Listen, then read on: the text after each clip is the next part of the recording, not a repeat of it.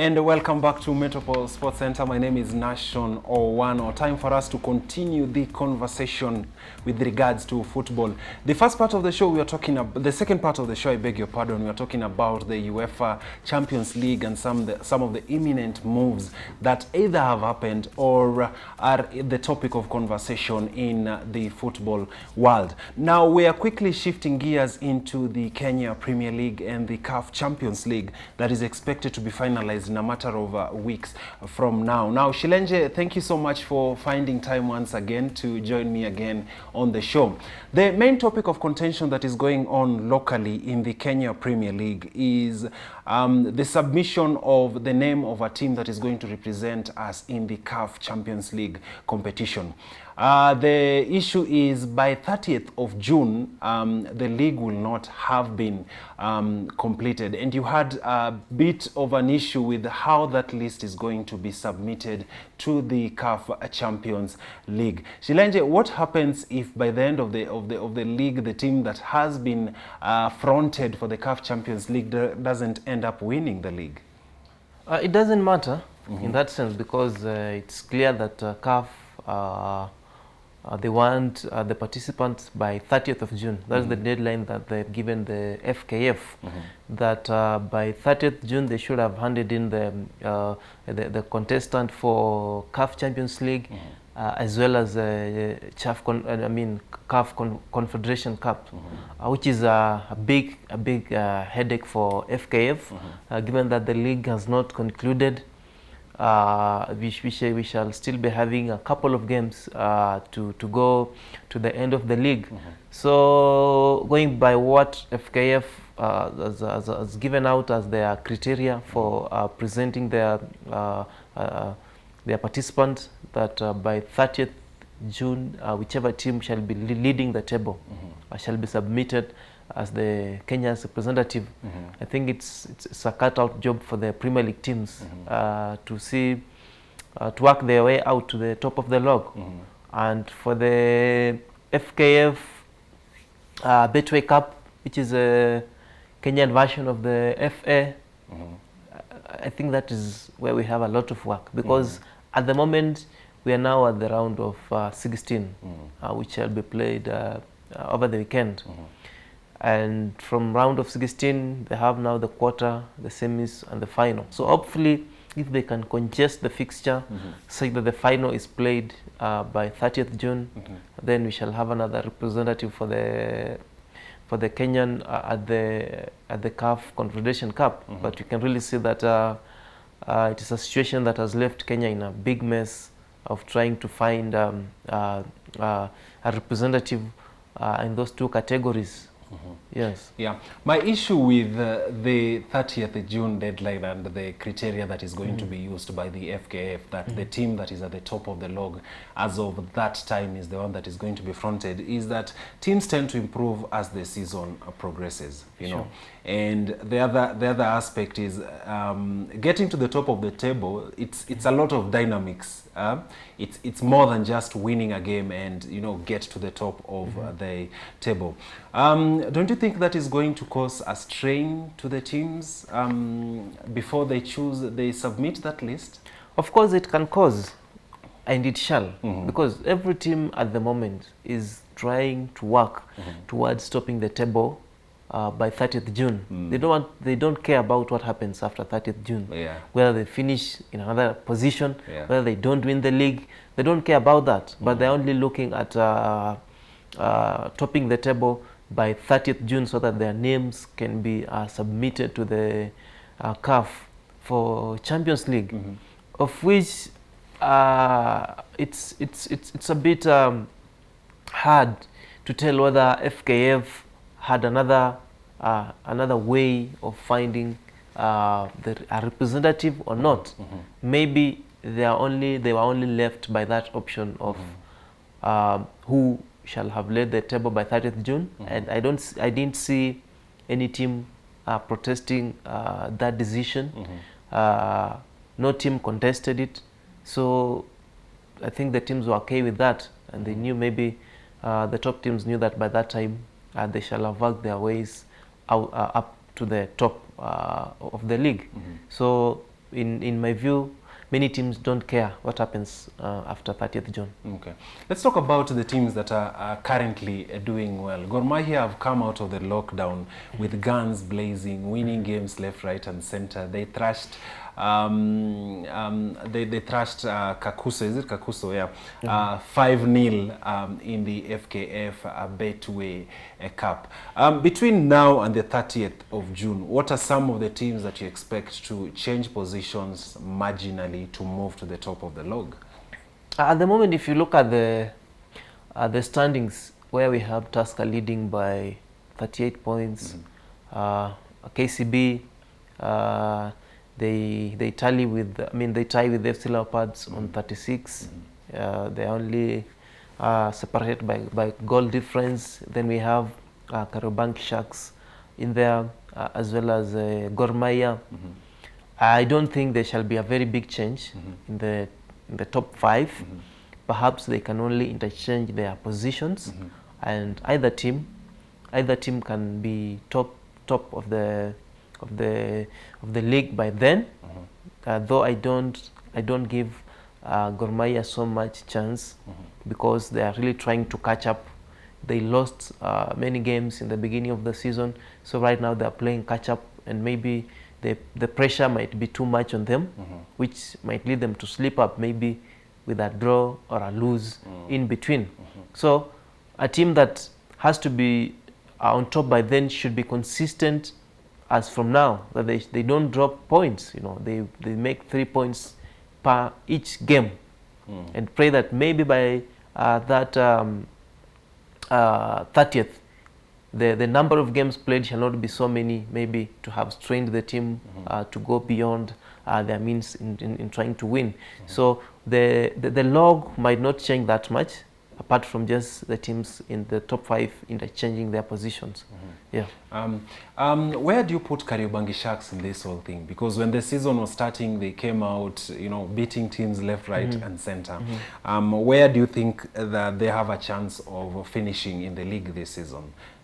For now, I think it's a bit early to say where they shall finish, because we still have a couple of games to go towards the end of the league. It should be more than 12 games, and so much can happen.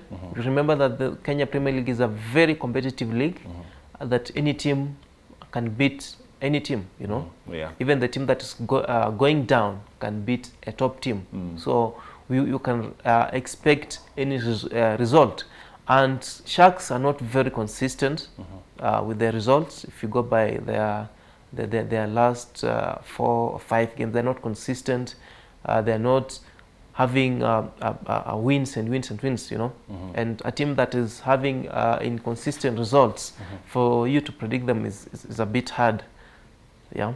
So at the moment, I cannot say where they shall finish, but they are doing good. Okay. Yeah. We are going to follow up that conversation, especially the performance of Eric Kapaito, who has been the star of the season, which led to him being called into the national team to represent the country. We are going to continue the conversation with relation to the Kenya Premier League and see how the season is going to be panning out in a matter of weeks from now. Now, Shilenje, away from the Kenya Premier League, the current focus right now is the CAF Champions League, specifically the semi-finals of the tournament. Now, currently, ES Tunis versus Ahly have been pitted against each other, and then Wydad AC versus Kaizer Chiefs have been pitted against each other. Just to mention a bit of a facts about those teams, Ahly have won the CAF Champions League 9 times, ES Tunis 4 times, and Wydad have won it 2 times. My disappointment in the CAF Champions League was the teams that I actually fronted. That is Simba and Mamelodi Sundowns. They've not made it into this stage of the competition. What do you think are some of the things that have worked against those 2 teams? Because if you ask me, they did a stellar job this season. They kept on winning game upon game, especially our neighbors, that is Simba. What do you think is the one thing that sold them out and made them to be nullified out of this stage of the competition? For Mamelodi Sundowns, I don't think anything was the problem with them, because they played against Ahly. And you know Ahly are the big boys in the African Champions League tournament. They've won it so many times. So when you are playing them, you are facing against a top team. When they beat you, I think it's just better to congratulate them and say, well done. And remember, the coach of Ahly, Pisto Somani, is the former coach of Mamelodi Sundowns. So you can really see that playing against your coach, he knows their tactics, he knows their game plan. So it was very easy for him to craft a winning way against Mamelodi Sundowns. For Simba, can be a bit of luck. I can say Mamelodi, I mean Kaizer Chiefs were a bit lucky to win against Simba. At the same time, you can see that Simba were all over after qualifying for the quarterfinals. I think it was all over in their head. They even forgot playing. They went for a tour in South Africa. That's why they were whipped 4-0. Yeah, they only came to their senses in the return game at Dar es Salaam, of which they were not able to overturn the result. So I think going forward, they need a lot of experience in their team. Maybe they need a coach who can really tell them to cool down their heads when it comes to playing at the big stage.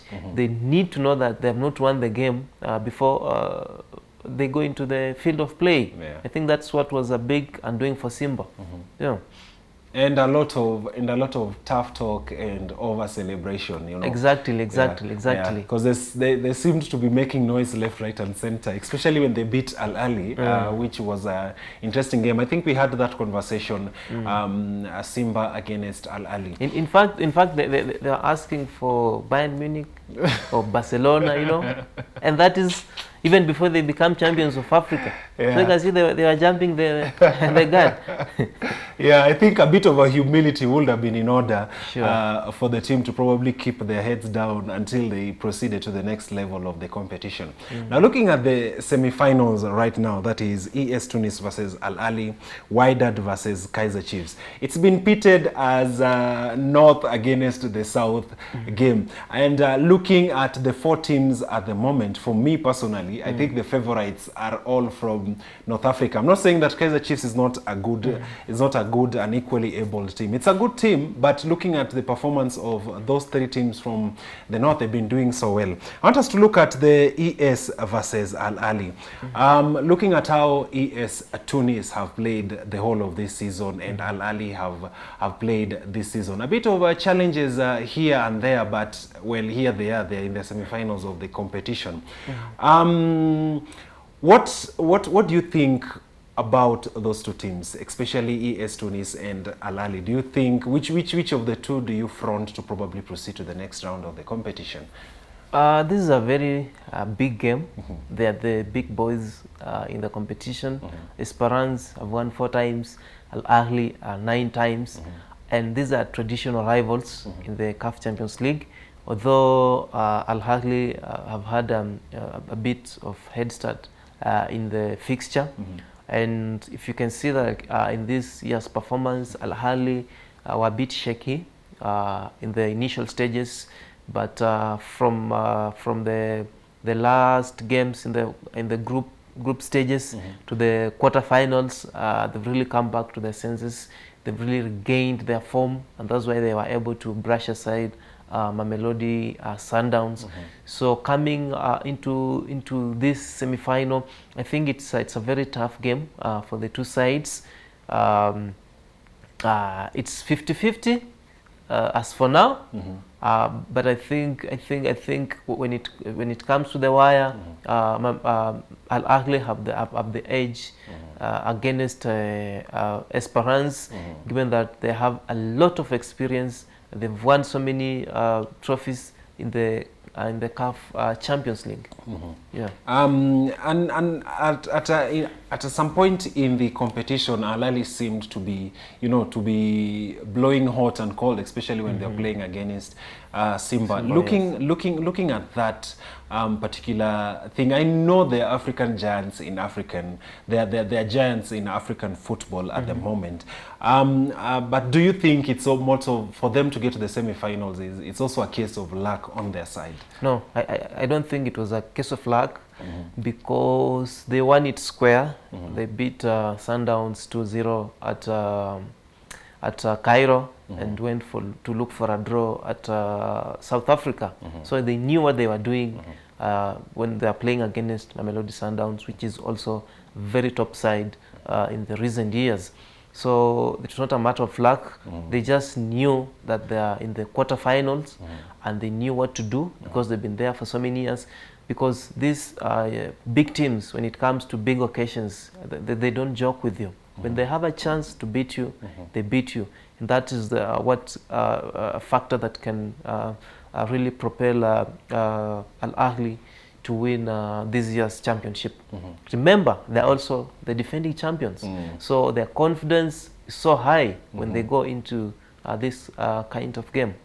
Yeah. And also they have everything to lose, considering the fact that you're defending champions and then you're knocked out at one point. Yes, and you can also look at the coach. The coach they have in Pisto Mosimane. He won the competition with Mamelodi Sundowns. He's brought Mamelodi Sundowns to the top level that they're enjoying right now. So I think they have the right coach. They have a good squad, and that is what makes the difference between the northern teams and the rest of Africa. You can see that the teams from the north have dominated the African Champions League for long, because they got everything right. They've invested wisely. They've made their teams ready for the competition, and everything just works for them. Okay, let's look at the other fixture, that is Wydad AC versus Kaizer Chiefs. What do you make of that fixture? Any favorites in that particular fixture? Of course, from the paper, if you look on paper, Wydad Casablanca are the favorites, because they are two-time champions. Their recent form is good. They are second in their league. In comparison to Kaizer Chiefs, they're in big problems at the moment. They are 9th in the PSL league, and they've really been struggling for the last games. They sacked their coach. They have now a new manager in Arthur Marawe, who is a club legend. So it's a team which is really trying to pick up, and they need a lot of things to work in their way. They need luck. They need maybe Wydad Casablanca to make mistakes for them to win, and they need to be really at their best for them to qualify to the finals. But of the 4 teams, Kaizer Chiefs is the underdogs, because they don't have a CAF Champions League in their name. They only have a Winners' Cup, which they won quite a long time ago. So going by the form, and they've also been absent in this competition for long. So they're now trying to turn tables against the big boys, which will be a very hard work for them to do. They just need to be at their best and be lucky for them to... Shilenje, there is an interesting thing about underdogs, as we saw in the UEFA Champions League. They have a chance, to prove people otherwise. Now, very quickly, as we wrap up that conversation on the CAF Champions League, very quickly, you could give me your prediction in terms of the first round, because we have 2 fixtures, return, home and away. That is Esperance versus Ahly, and then Casablanca versus Kaizer Chiefs. As an analyst, what do you think could be a probable score in these 2 games? I may not have probable score, because, as I told you, African games are very difficult. Especially when playing home and away. So, but I can go for an overall win, that Ahly will win the semi-final in the 2 legs, as well as Wydad Casablanca winning the semi-final in the 2 legs.